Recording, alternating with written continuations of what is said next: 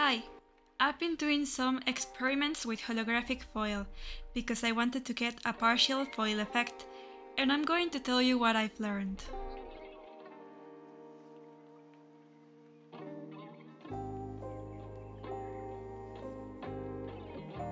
The materials I used were matte adhesive paper, it can't be the glossy one, holographic foil from AliExpress, an inkjet printer and a laser printer, a cutting machine like the Cameo or the Cricut, and a cat for emotional support when things go wrong. On my first attempt, I made my illustrations in two separate folders. My idea was to send the color parts to my Canon Prixma Pro 100 first, and then send it to my HP laserjet to print the parts that are going to be foiled. The theory was that the foil would only adhere to the laser parts since it's thermoadhesive, so I could get a partial foil effect. I opened both of my files on Silhouette Studio and aligned them together so I could resize them equally to my sticker sheet size. And as you can see, Silhouette Studio was as laggy as ever. I made sure that my files for the inkjet and laser printer were aligned and positioned in the same place, because I thought that way I wouldn't get any gaps when printing. I saved the inkjet file and the laser files separately, and then I printed the color file on my Canon printer without the registration marks for the silhouette.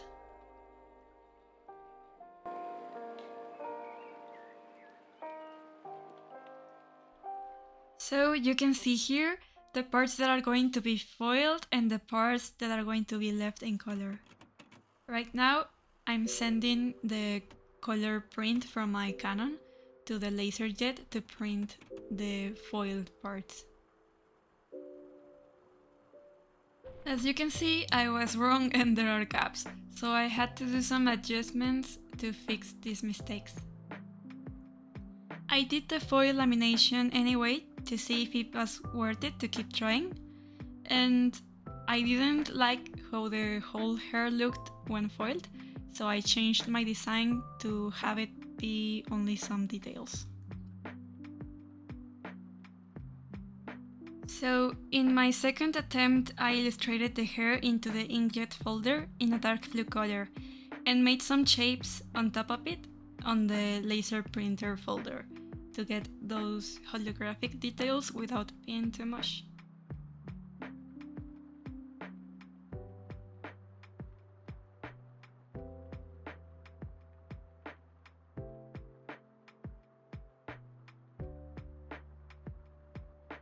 I repeated the same process of alignment and resizing from my first attempt, but this time the file with the registration marks was the inkjet one and not the laser one. Since I noticed that the laser print is offset to the right and downwards, I moved my laserjet file some millimeters to the left and some millimeters upwards. The idea with moving the file is so that when I printed, the mistakes that I noticed will be fixed. I don't know if I'm explaining myself properly. As you can see, right now I'm telling the program how I want things to be cut. The sticker sheet is set to adhesive cardboard paper and the illustrations to sticker paper white, and to get that kiss cut effect. I'll be using the inkjet file to cut everything since those are the registration marks that I printed. Normally, I would print, then cut, and then do the foil lamination, but this time I did the lamination before cutting, just being careful not to put any foil over the registration marks. It's easier to do the lamination at the end, but I guess I got excited.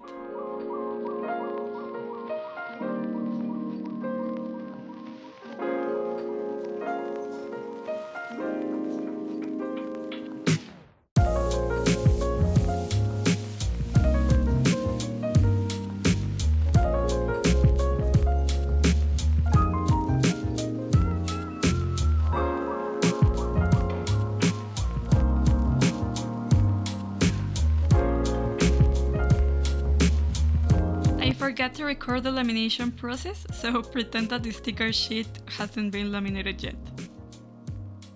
I cut the foil to the same size as my sticker sheet, and I put them together to fit it to my laminator, making sure there aren't any creases.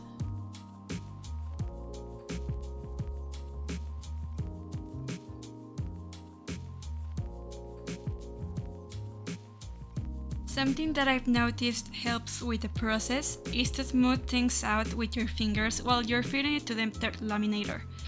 If you get creases, it won't adhere to the laser print properly. Wait for it to cool down a little and then remove the foil sheet to see the results.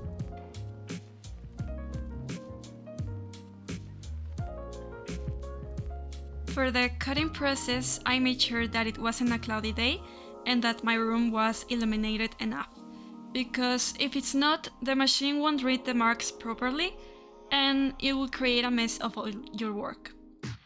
I put my sheet of paper on the mat and sent the cutting information of my inkjet file.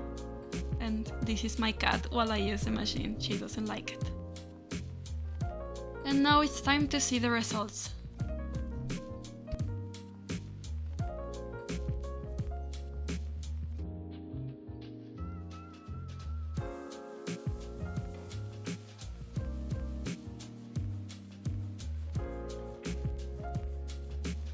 One of them is still offset, but the other one is perfect, so I don't know what happened there. I think I'm going to have to keep experimenting with this.